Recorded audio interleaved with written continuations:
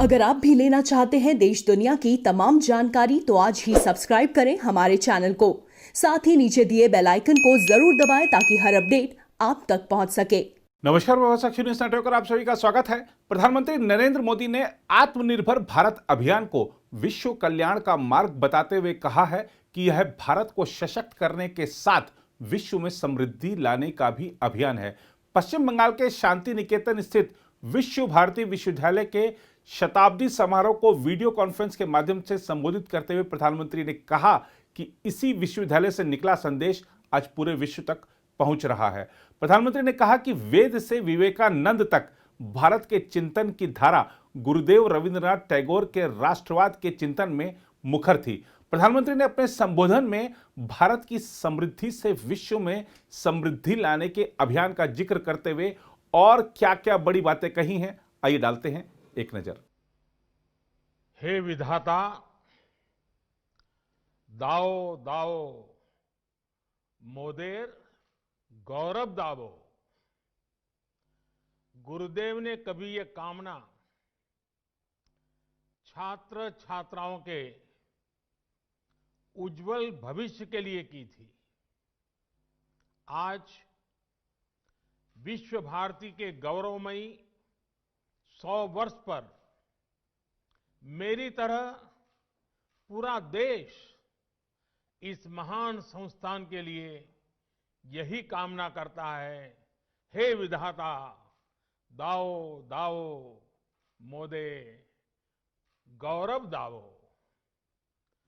पश्चिम बंगाल के गवर्नर श्री जगदीप धनखड़ जी, केंद्रीय शिक्षा मंत्री डॉक्टर रमेश पोखरियाल निशंक जी, वाइस चांसलर प्रोफेसर विद्युत चक्रवर्ती जी, प्रोफेसर्स, रजिस्ट्रार, विश्व भारती के सभी शिक्षकगण, छात्र छात्राएं, अलुमनाय, देवी और सज्जनों, विश्व भारती इस विश्वविद्यालय के 100 वर्ष होना प्रत्येक भारतवासी के लिए बहुत ही गर्व की बात है। मेरे लिए भी ये बहुत सुखद है कि आज के दिन इस तपोभूमि का पुण्य स्मरण करने का अवसर मिल रहा है। साथियों, विश्व भारती की 100 वर्ष की यात्रा बहुत विशेष है। विश्व भारती मां भारती के लिए गुरुदेव के चिंतन, दर्शन और परिश्रम का एक साकार अवतार है। भारत के लिए गुरुदेव ने जो स्वप्न देखा था, उस स्वप्न को मूर्त रूप देने के लिए देश को निरंतर ऊर्जा देने वाला ये एक तरह से आराध्य स्थल है। अनेकों विश्व प्रतिष्ठित गीतकार, संगीतकार, कलाकार, साहित्यकार, अर्थशास्त्री, समाजशास्त्री, वैज्ञानिक, अनेकविध प्रतिभाएं देने वाली विश्व भारती नूतन भारत के निर्माण के लिए नित नए प्रयास करती रही है। इस संस्था को इस ऊंचाई पर पहुंचने वाले प्रत्येक व्यक्ति को मैं आदरपूर्वक नमन करता हूं, उनका अभिनंदन करता हूं। मुझे खुशी है कि विश्व भारती, श्रीनिकेतन और शांति निकेतन निरंतर उन लक्ष्यों की प्राप्ति का प्रयास कर रहे हैं जो गुरुदेव ने तय किए थे। विश्व भारती इसके द्वारा अनेकों गांवों में विकास के काम, एक प्रकार से ग्रामोदय का काम तो हमेशा से प्रशंसनीय रहे हैं। आपने 2015 में जिस योग डिपार्टमेंट को शुरू किया था, उसकी भी लोकप्रियता तेजी से बढ़ रही है। प्रकृति के साथ मिलकर अध्ययन और जीवन दोनों का साक्षात उदाहरण आपका विश्वविद्यालय परिसर है। आपको भी ये देखकर खुशी होती होगी कि हमारा देश विश्व भारती से निकले संदेश को पूरे विश्व तक पहुंचा रहा है। भारत आज इंटरनेशनल सोलर अलायंस के माध्यम से पर्यावरण संरक्षण के विषय में विश्व के अंदर एक बहुत बड़ी अहम भूमिका निभा रहा है।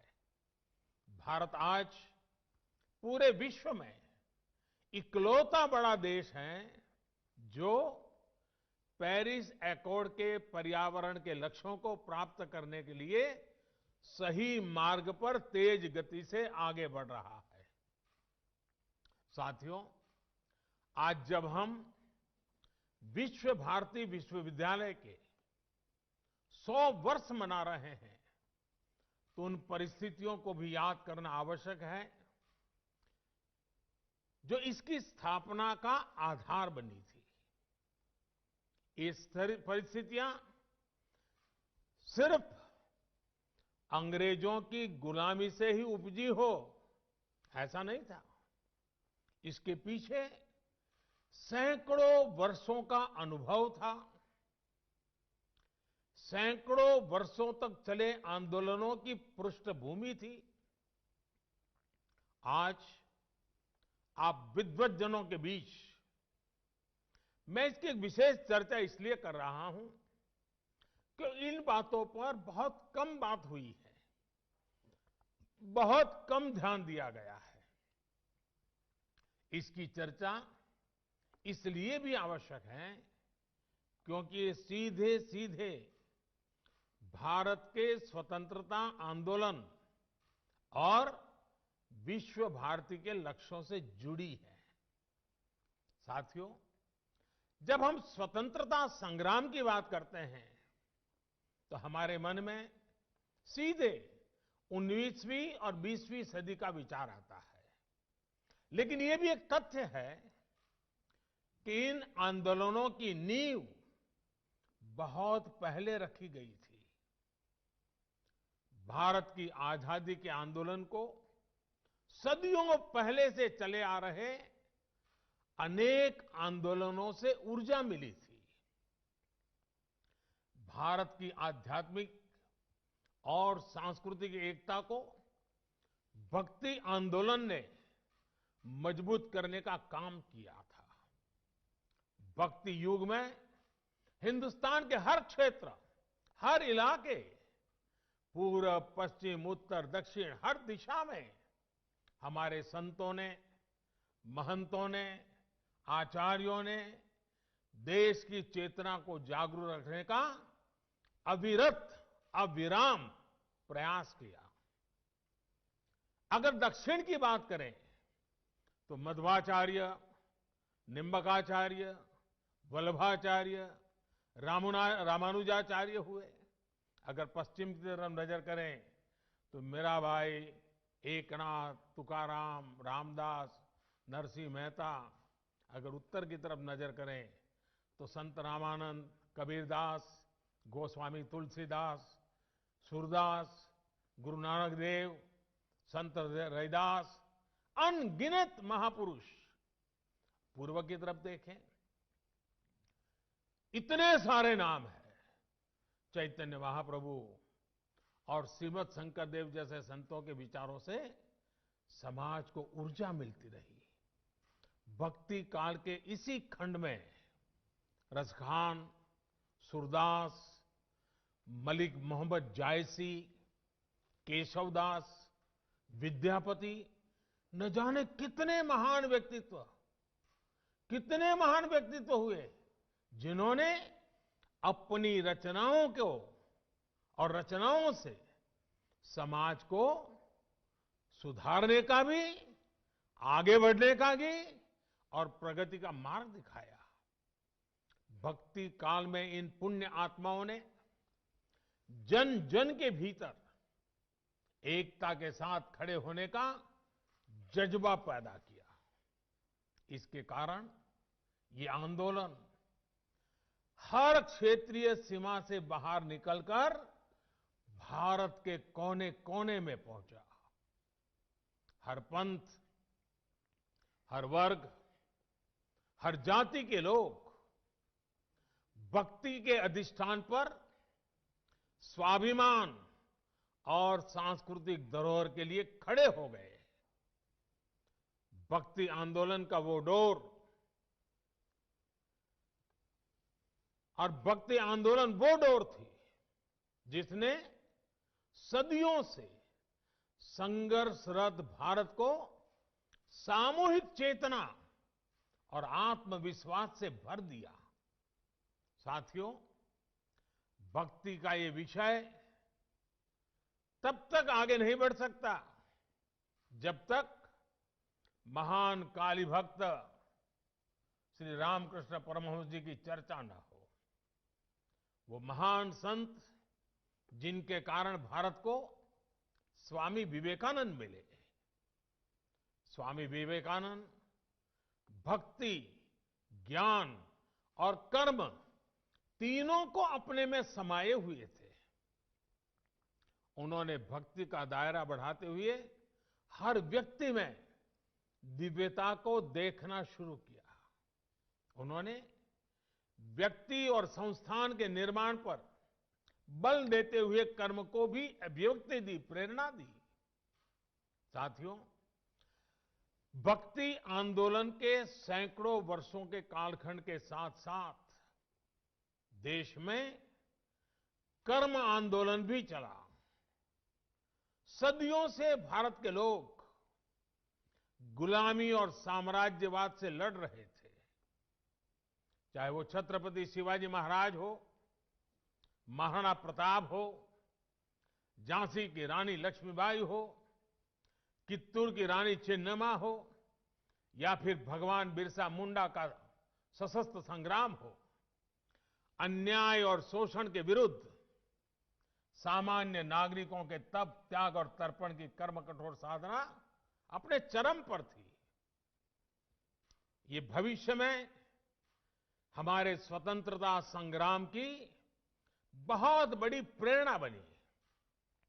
साथियों, जब भक्ति और कर्म की धाराएं पूर्वहार थी तो उसके साथ साथ ज्ञान की सरिता का ये नूतन त्रिवेणी संगम आजादी के आंदोलन की चेतना बन गया था। आजादी की ललक में भाव भक्ति की प्रेरणा भरपूर थी।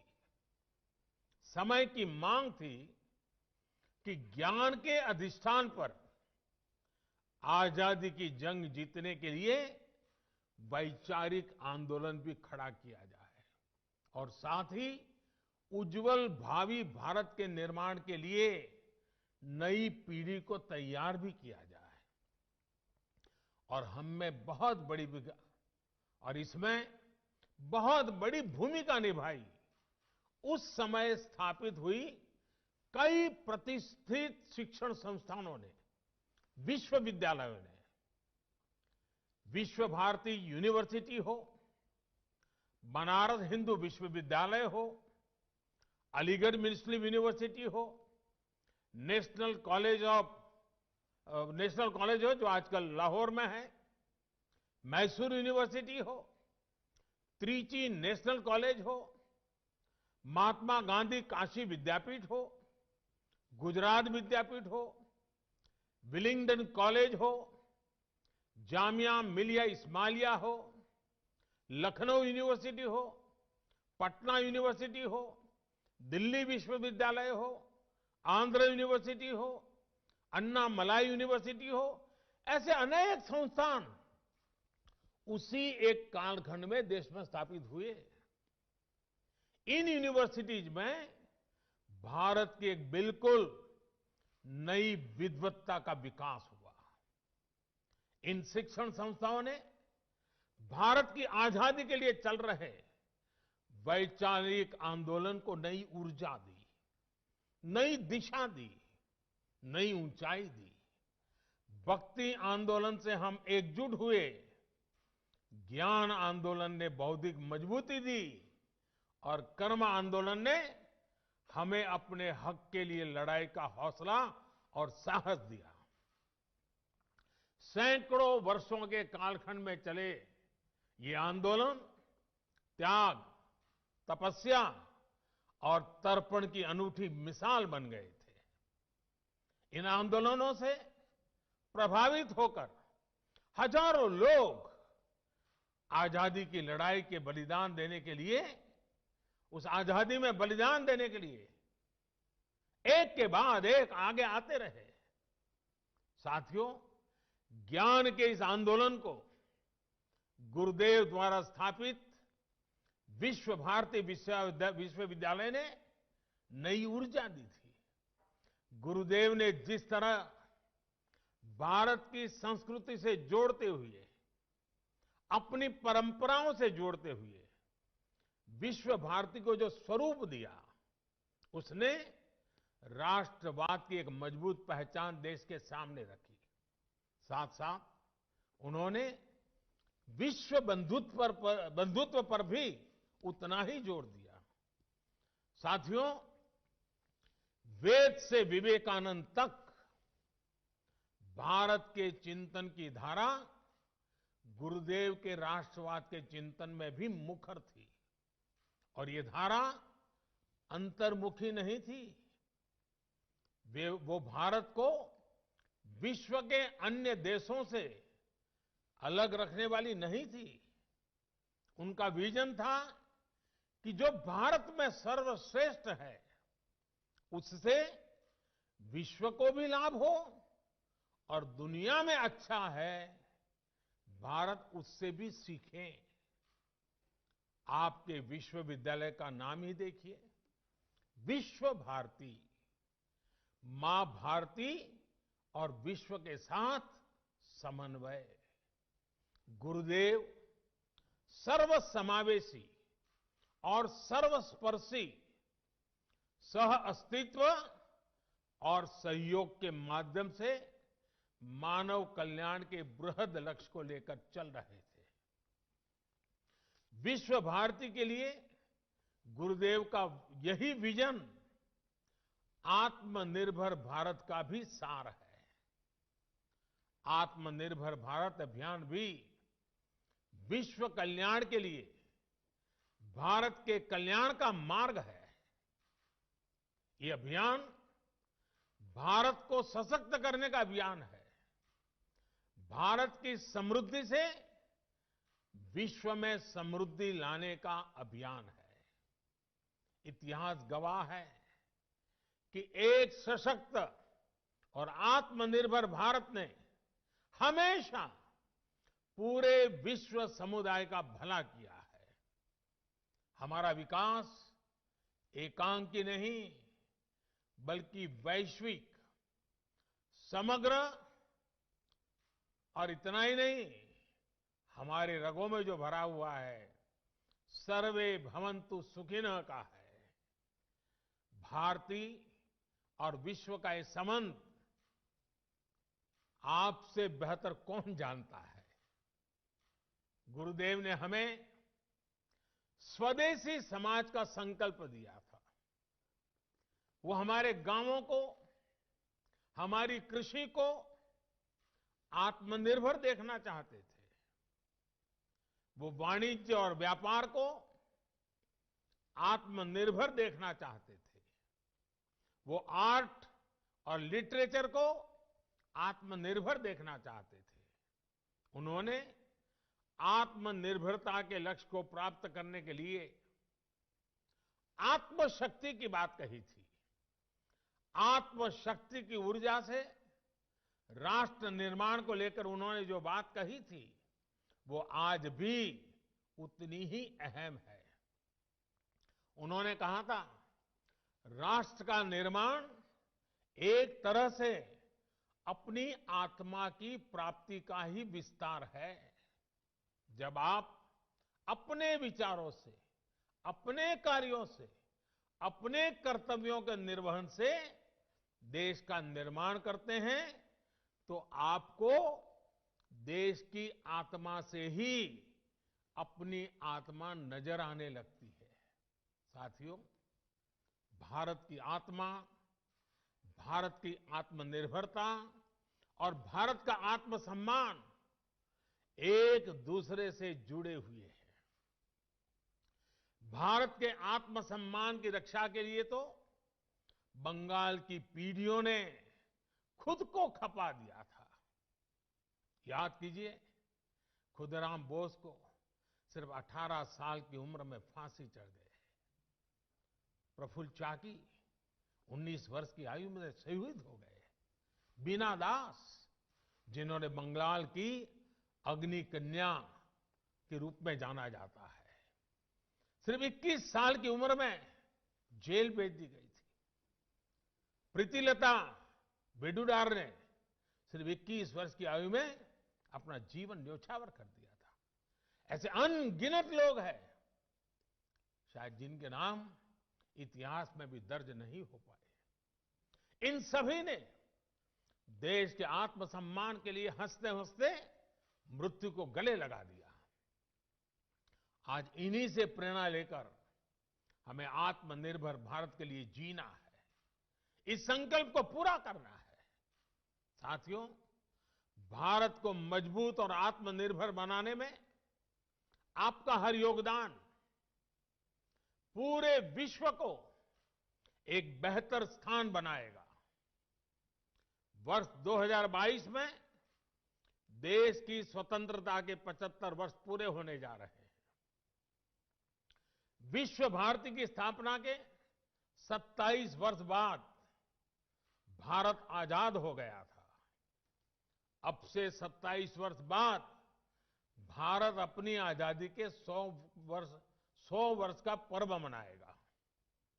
हमें नए लक्ष्य गढ़ने होंगे, नई ऊर्जा जुटानी होगी, नए तरीके से अपनी यात्रा शुरू करनी होगी।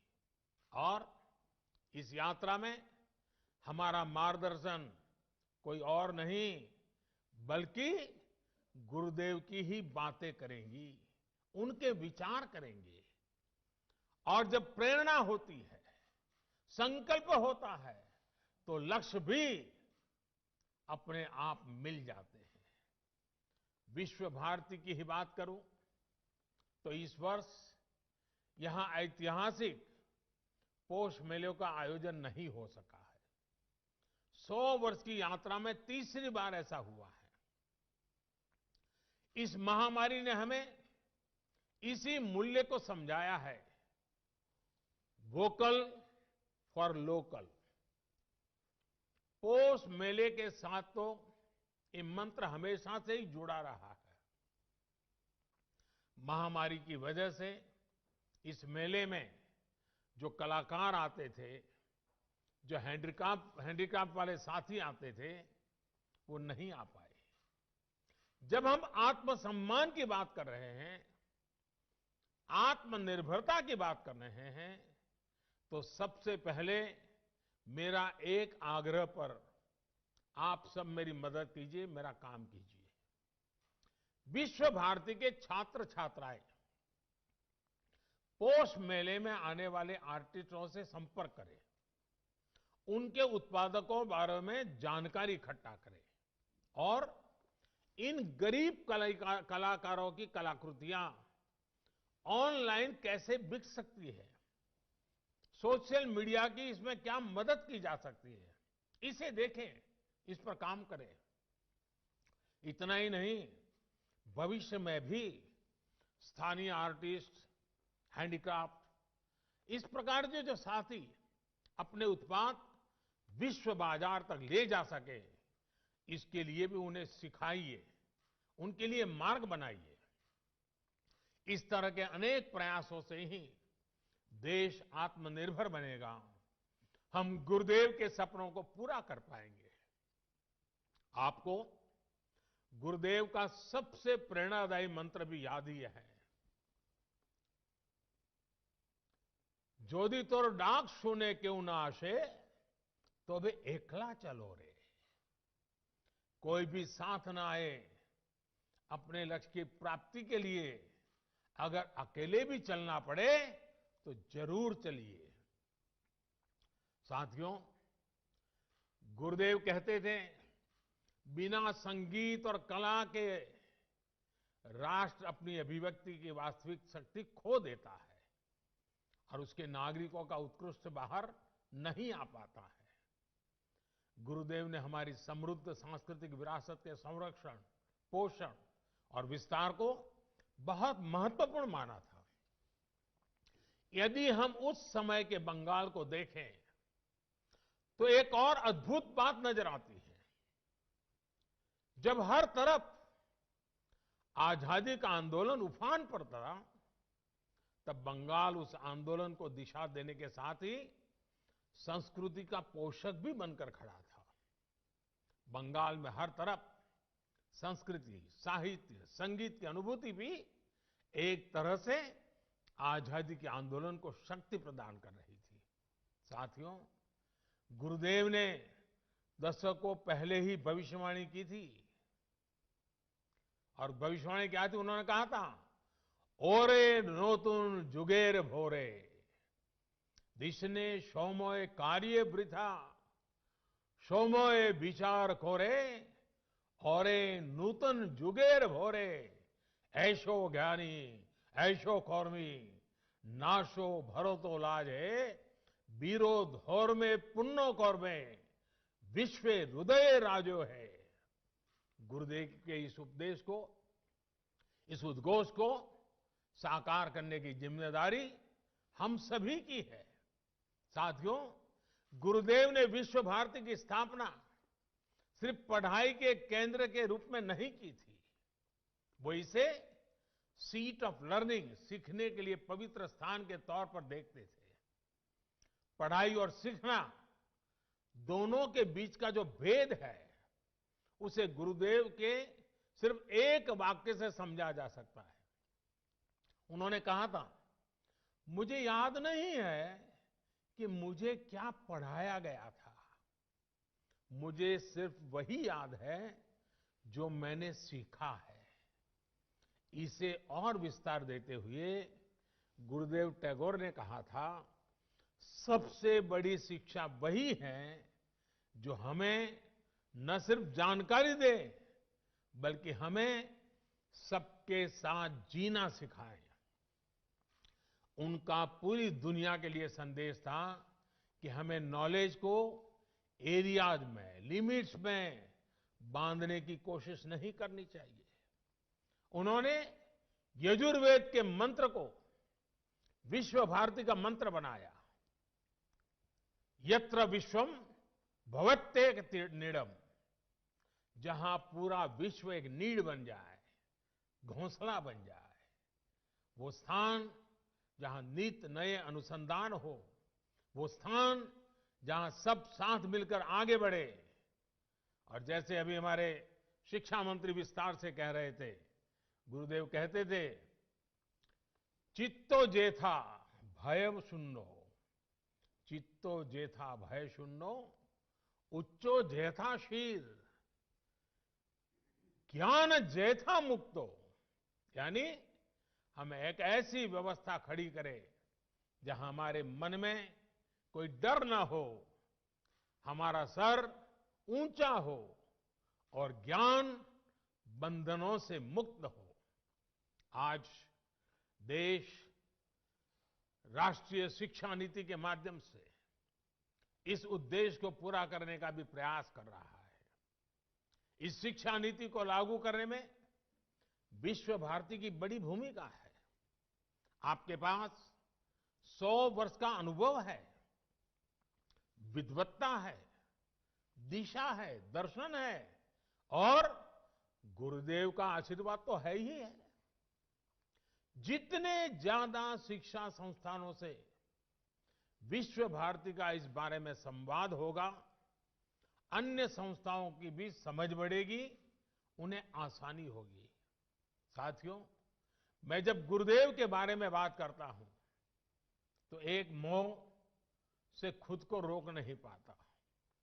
पिछली बार आपके यहां आया था, तब भी मैंने इसका थोड़ा सा जिक्र किया था। मैं फिर से गुरुदेव और गुजरात की आत्मीयता का स्मरण करा रहा हूं। ये बार बार याद करना इसलिए भी जरूरी है क्योंकि ये हमें एक भारत श्रेष्ठ भारत की भावना से भरता है।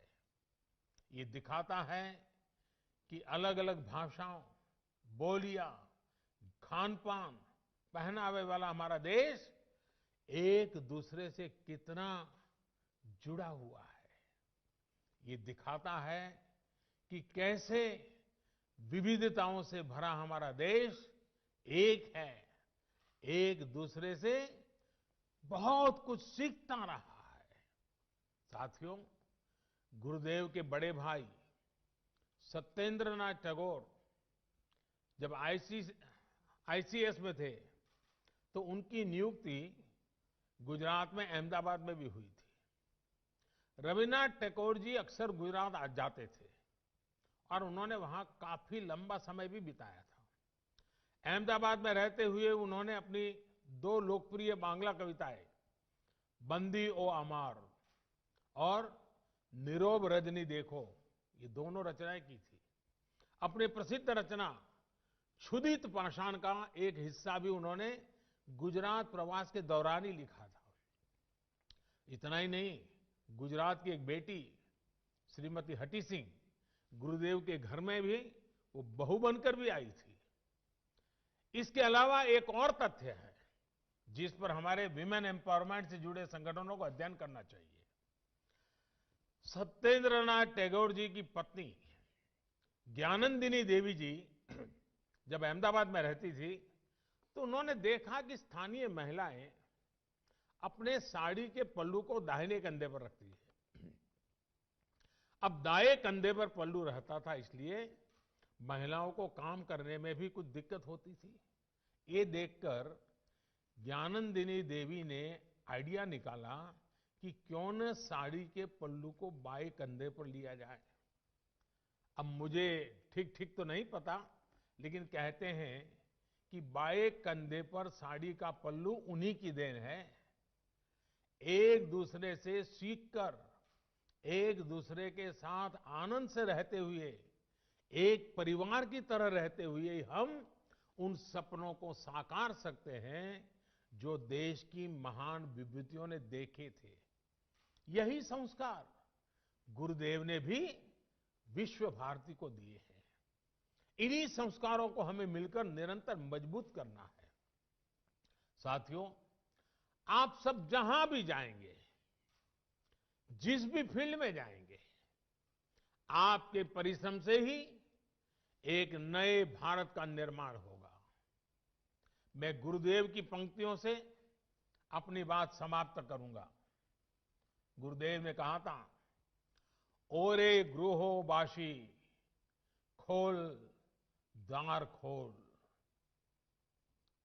लागलो जे दोल स्थोले जोले मोबो तोले, लागलो जे दोल दार खोल दार खोल। देश में नई संभावनाओं के द्वार आपका इंतजार कर रहे हैं।